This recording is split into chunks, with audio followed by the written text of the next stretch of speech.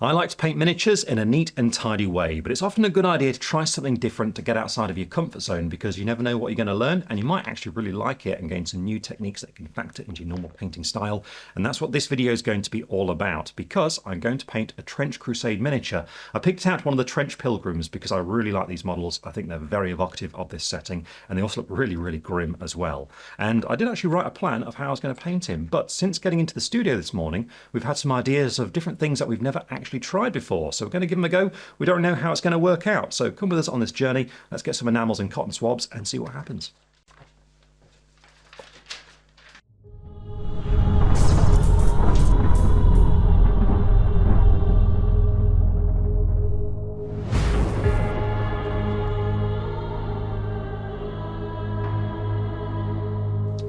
So here we have my Trench Pilgrim figure. I really like this one. I think he's got a great pose. It's very atmospheric. And I've undercoated it using Desert Sand from the Colour Forge, which I've chosen because I know it's going to work quite well for the sort of colour palette I'm going for here. But if you're painting a miniature like this, any colour like this will be absolutely fine as a starting point. Now the plan is to start out by really blocking in all the main colours on the miniature, just working our way through them to get some colours there. And then I'm going to start playing around with some enamel on top of it.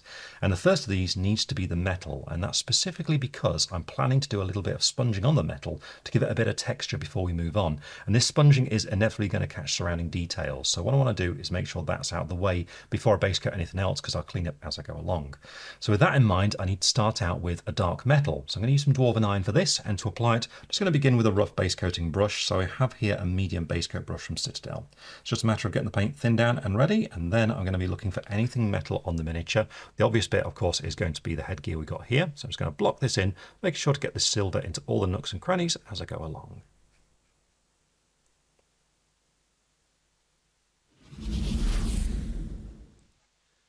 I finished applying that darker silver, so now I'm going to start sponging on a lighter silver on top. And as I mentioned, the idea of this is to create an interesting texture on it, which is going to show through at the end after we start to remove some of the enamel paints. So that's the plan. Not entirely sure how it's going to look, but we'll find out together.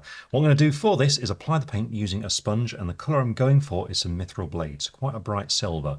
And the sponge I've got to apply it is this right here, which you can see I've just ripped up so it's got a nice sort of irregular surface to it. And I'm just going to ball it slightly and hold it like this. And so I've got my silver paint here on the palette. Just going to dot the sponge into it a little bit just to load up some paint on the end, and then on the palette I'm just going to start dotting it along like this to really remove the excess paint because there's quite a lot on there when I keep on going right down until there's only a small amount appearing on the palette itself. So start a new row. That's more the sort of thing I'm looking for, just that light speckling. And so with that prepared, we can now start applying it to the model. And all I'm going to do is just start randomly dotting this onto the silver parts that we've got. So we get a few little speckles of that brighter silver really standing out. So along there, for example, you can see it really catching the light in areas like that. I think it looks quite interesting. It's quite a nice texture. So I'm just going to carry on doing this on that metal.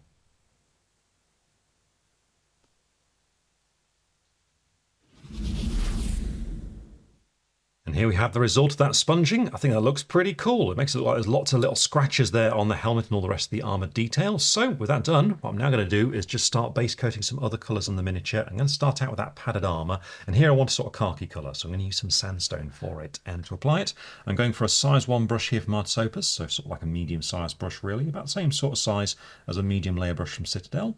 And with this, it's a matter of getting it thinned down and ready, and then I'm going to start looking for these features, which are a little bit hidden amongst some of the armour around the shoulders, but it's going to be these parts that we've got on the arms just here. You can see the padded armour going down the arm there to the wrist, and also it goes down the legs too, so just here.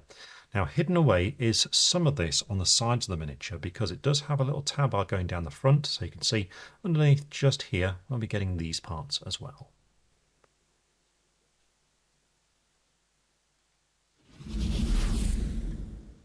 And there we go, I've finished base coating that in, and the colour's not vastly different from the undercoat, but I do think it's the right sort of tone for this sort of armour. It's definitely the kind of feel I want to go for with it. And so with that done, now I'm going to move on to some more base coats. The first of which is going to be for the black details, and here I'm going for some Death Reaper. This will be things like the tabard and his cloak. And then once that's done, I'm going to look for all the wood on the miniature. Here I'm going for some Scorched Earth, and then finally I'm going to look for all those leather straps, and here I'm going to be using some Scabard Brown. But first of all, I'm going to go for some Death Reaper, and to apply it, I've decided to stick with my size 1 brush here. and this is just a matter of base coating this in. So again, make sure that paint's thinned down and under control, and then I'm going to be starting out with the tabard that appears down here. Now you have the fabric hanging down here, but it does go across the front of his body. It's actually this layer of fabric just here, which you can see goes about that sort of width across there. In addition, I'm going to be using this to base coat the cloak too, and with this, just need to be careful around all the trinkets on the back.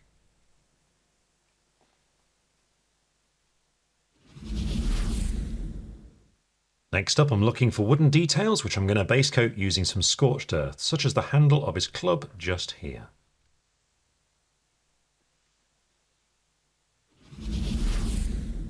And then finally, I'm going to pick out all the leather details using a nice dark brown. So here I've got some Scabard Brown, and it's going to be for things like these pouches and belts.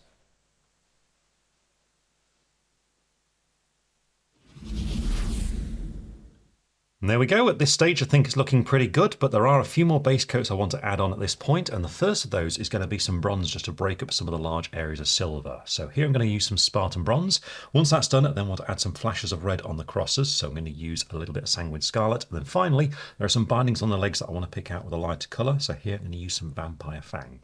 But first of all, go for some Spartan Bronze, and to apply it, I'm sticking to my size 1 brush, and with this, I'm just going to look for some little features that appear on the metal details and just pick them out with this colour, just to, well, add a bit of interest to those areas essentially. So don't need very much of this, definitely thin down as usual though, and then looking at the miniature, it's going to be things such as this padlock that we got on the front. So for example, I'm just going to block this little detail in just here.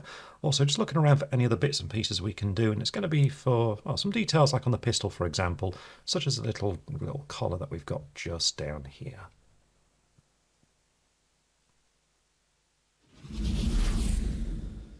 And here you can see some of the details I picked out there. I've also got some on the pistol on the back of it, and I've done some of these parts that appear on the back. So with that done, I'm now going to move on to adding some red. I've got some Sanguine Scarlet here, and I'm going to be using this to pick out the crosses that appear on the headgear. So you can see this one just up here, but also I'm going to use it on these ones that appear on the shoulder pauldrons.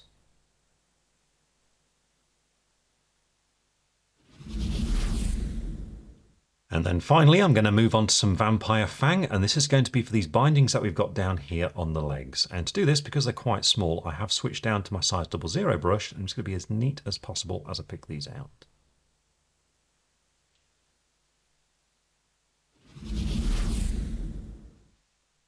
And there we are, those main base coats are now applied, and obviously I've not done anything on the skin just yet, but I am keeping the flesh a little bit separate, and I'll come back to that later on. But now what I want to do is start using some enamel paint on there. Before I do it though, I'm just a little bit concerned that when using white spirit to start cleaning some of the enamel off, I don't want it to cause any damage or anything like that on the existing paint we got here. So just in case, what I'm going to do now is apply a varnish over the miniature, and to do this I'm going to be using this. This is Tamiya Flat Clear. In my endless search for spray varnishes, I've so far found this to be the most reliable for a nice matte finish onto a miniature, so I'm going to be using that. Now, if you've never used spray varnish before, there are a few things to be very aware of before you start using it. The first thing is to really thoroughly shake the can before you use it, at least 2 minutes. Next up, get a spare miniature and quickly spray that just to test it, just to make sure that nothing strange is going to happen so it doesn't go foggy or anything like that. Then if you're happy with that, you're ready to spray your miniature, and what you want to do is go back and forth in passing motions like this.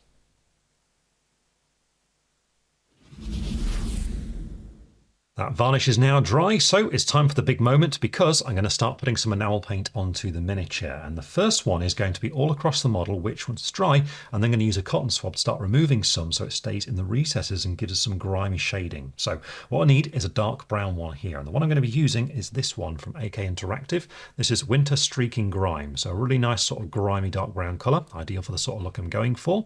And if you've never used enamel paints before, a thing I like to do is to make sure I've got 2 different chemicals available for cleaning the brushes and also for doing effects on the miniature. And I'll show you what I mean. I've got 2 just here, starting out with some white spirit from AK Interactive, which you can see is nice and clean. But also I've got this one here from Humbrolls. This is Enamel Thinners, and this one you can see is actually quite grimy inside. And this is the one I use for cleaning brushes. And the reason why I go for 2 completely different bottles here is so that I just don't get the 2 mixed up as I'm using them. But what I'm going to do is, well, as I say, paint it all across the miniature. So what I'm going to do is, first of all, get some of the colour onto the palette, and then I'm going to be thinning it down. Now I'm going to make sure I've got all these paints, all these different chemicals available so I can switch between them as I need to. So it's just a matter of getting all 3 ready there on the table. So Now for applying this, what you should do is make sure you have some brushes you keep specifically for applying enamel paints, and that's what I've got here. This is a monster brush here from the Army Painter. What I'm going to do is just get some of the streaking grime onto the palette first of all. So you can see it's quite runny. It's a bit like a wash really, and I think what I'll do is just thin it ever so slightly using some of my enamel thinners just here. Just a little touch of it, just mixed in there just to help thin it down a touch more. So the plan is just to paint this all across the miniature. So I'm just going to load up a good amount and just start painting it straight over, making sure it works into all the nooks and crannies as we go. And then it's a matter of just letting it dry. So once it's painted on, I'm going to leave it for around about half an hour.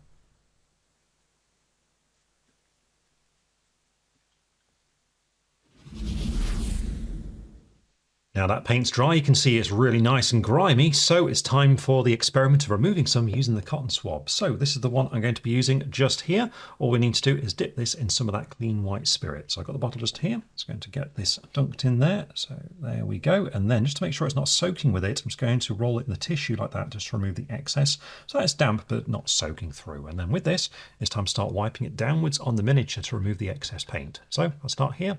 I'm going to start wiping it and just see what comes away, and there we go. Already some of those colours are starting to show through. So I'm just going to carry on doing this until I'm happy, purposely keeping it more towards the top of the miniature. I'm going to try and avoid going down towards the bottom of the legs so it stays a little bit darker in that region.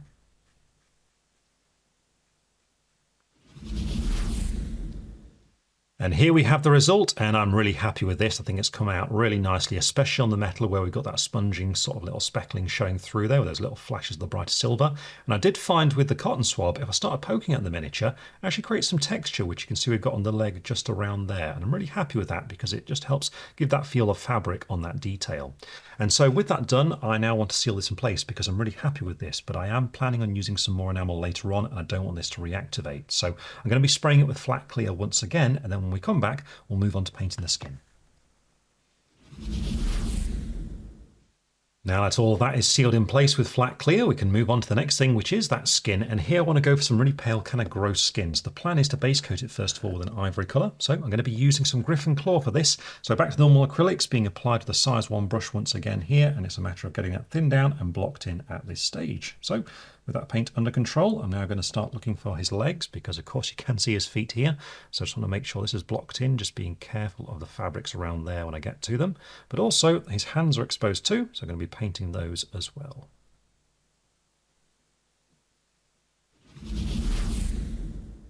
Now that base coat's applied, we've got that sort of colour I was looking for that really pale flesh, but it does need some shading and a little bit of warmth. So what I'm going to do for that is to apply some wash over the top and then do some layering to clean things up. I want that wash first of all. For this, what I'm going to use is some flesh wash, and to apply it, I'm sticking to my size 1 brush, and all I'm going to do is paint this directly over the top. So it's just a matter of loading up and painting it straight over the skin. So for example, on his leg right here, I'm just going to apply it on, making sure it really works into any recesses as I go along.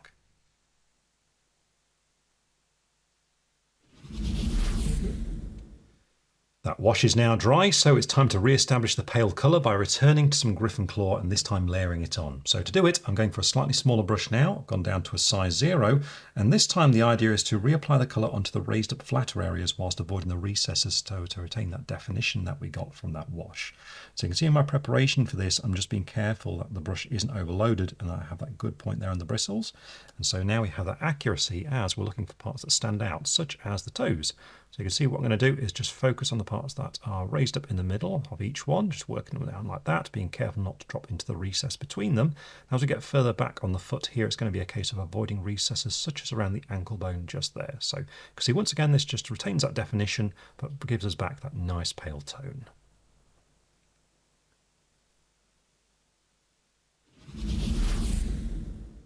And there we go, that pale tone's been re-established. So now I'm going to experiment a little bit because what I want to do is add a bit more colour onto the skin. So some purple and some red to give the impression like bruises and sores and things like that. But I'm inspired by what we did with that cotton swab earlier with the sort of texture left behind some of the paint. So I'm going to try that out with the washes as I apply them. So I'm going to be using 2 washes here. I've got some Hellion red wash and also some Magi purple wash. And I'm going to be applying them using my size 1 brush, and I am going to be thinning them down with water. And you can see I also have a cotton swab ready, which I have made sure is damp as well, because what I want to do is pick one area at once and then use it just to sort of sponge away some of the colour and see what happens basically. So I'm just going to make sure these are thinned down first of all. So there's a good amount of water there added into the red, and then we want to do the same with the purple. So just a bit of water thin that down to create that thinned version of it just there, and then we can start applying it. So what I'm going to do is begin with one of the legs. I'm going to go for this one just here. Starting out with the purple, just going to start applying it around the top of the leg just there, and then every now and then I'm just going to grab the other colour and add some of that in and let the two mix. Now the plan is to apply roughly that much there, and then I'm going to switch over to the cotton swab. I'm just going to start stabbing it at it and just see what sort of texture gets left behind.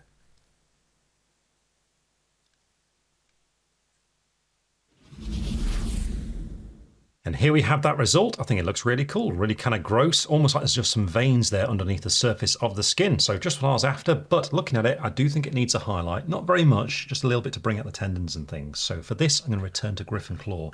Now I think a similar thing is true on the red as well, so I want to add a highlight here. And I'm just going to use a very small amount of Demon Red for this. I'm going to be starting out with some Griffon Claw, and to apply it, I want to go for a really small brush here for lots of control. So I'm using my size 00. And what I'm going to do with this paint is thin it down so it really is quite translucent. So plenty of water added in there to make it a little bit runny, down to about that sort of consistency there. And then I'm just going to get a small amount of this, and I'm looking for the tendons which are nice and clear on the back of the hands. You can see them running up just there. What I want to do with the tip of the brush is just redefine these with just a small movement there like that. Now I'm going to do the same thing on the fingers. I'm going to be doing it on the feet as well. Again, looking for where those tendons are and just lining along each one.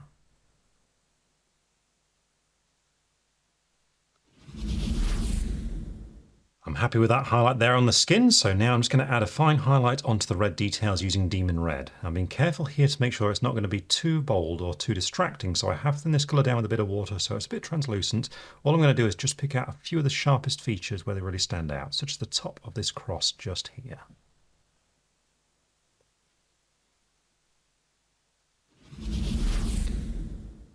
And now that's done, I'm happy with those highlights. So it's time to do some more highlighting, but now I'm going to be dry brushing on the black fabric we got for the tabard and the cloak. And I'm dry brushing here just to get that nice rough fabricy texture before we do another coat of varnish on the miniature. So the first colour I'm going to use here is Rodent Grey, and this will be followed up by some Temple Stone. So sort of moving up to a light, slightly brownish grey, and then using a khaki to finish it off. We'll start out with Rodent Grey, and to apply it, I'm going for a small dry brush from Citadel, and I'm just going to set this up as a very light dry brush. So a bit of paint in the bristles there, then using the tissue to work it into the brush, and then really remove the excess too, until we're down to around about that sort of strength there on the texture of the paper. And with that reached, we can start applying it, and I'm aiming for the cloak mainly at the bottom of it where I want to be a little bit heavier, but I am going to bring this a little bit further up to bring out some of those creases we've got there in the fabric. I'm also going to be doing it on this tabard at the front, but I am going to be very careful to try and avoid the legs as I do so.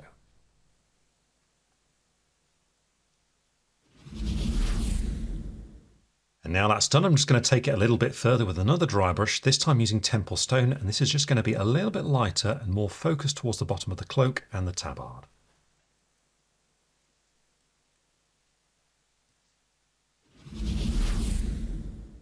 Here we have that dry brushing finished, and again it's added that nice texture there onto the fabric, so I'm happy with that. And so it's now time to add another coat of varnish. So again I'm going to use some flat clear to prepare things, because now I'm going to be using a little bit more enamel.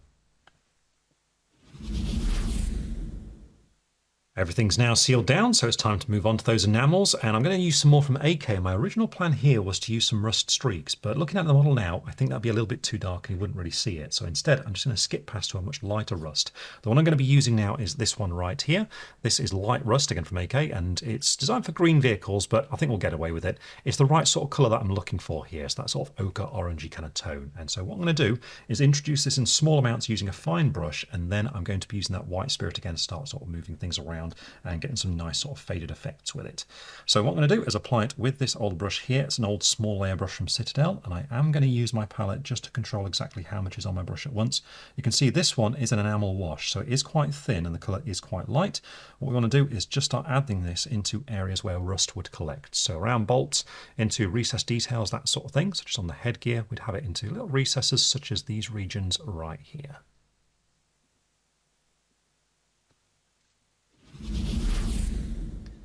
And now that's dry, I'm moving on to some white spirit, and it's the clean one I'm using here, still being applied with that small layer brush. What I'm going to do is just start applying it in a downward motion like this, just to reactivate small amounts of that rust paint and get some nice streak effects there on that metal.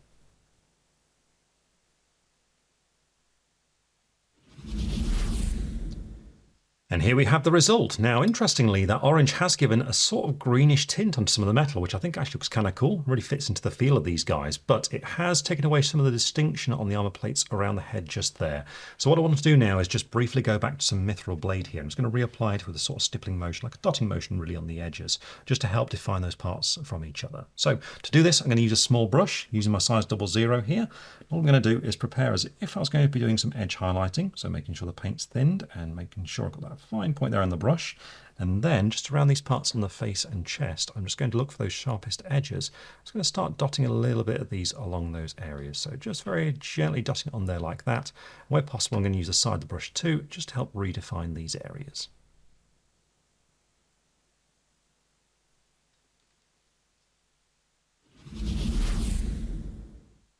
Now that's done, that definition's been redefined there on the metal, so it's time to move on to the last thing I'm going to paint in the miniature, which is to do a bit more enamel paint, but this time on the feet with some mud. So what I've got is some fresh mud. Again, this is one of the paints from AK Interactive, and this is the one that I'm going to be using just here.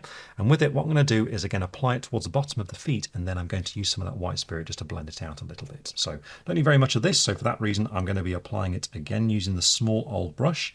This is back to that small layer brush from Citadel. Just going to get some of this and use the palette to gauge exactly how much is going on there. You see this one's quite strong, so I'm just going to make sure I've only got a small amount on my brush. I'm just going to start introducing this onto the feet of the miniature down towards the bottom. So just poking it in and around here, just really working it into any recesses as well.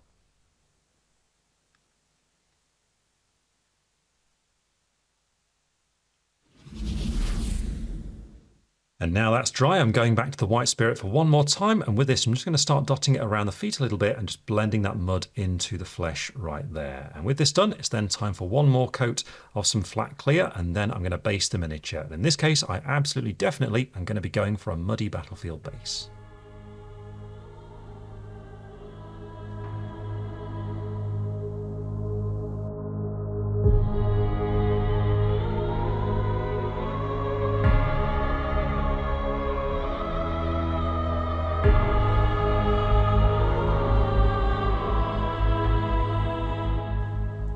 And with the base now fully painted, the Trench Pilgrim is complete and ready to undertake his pilgrimage to the front lines. So this has been a really enjoyable experiment for me, in which I was really pushed outside of my comfort zone because I've never really used enamel paints to this sort of quantity before, and certainly not in this way. But it's been really interesting, and I actually really like how it looks when you apply that enamel paint to the miniature and then wipe it away using that cotton swab.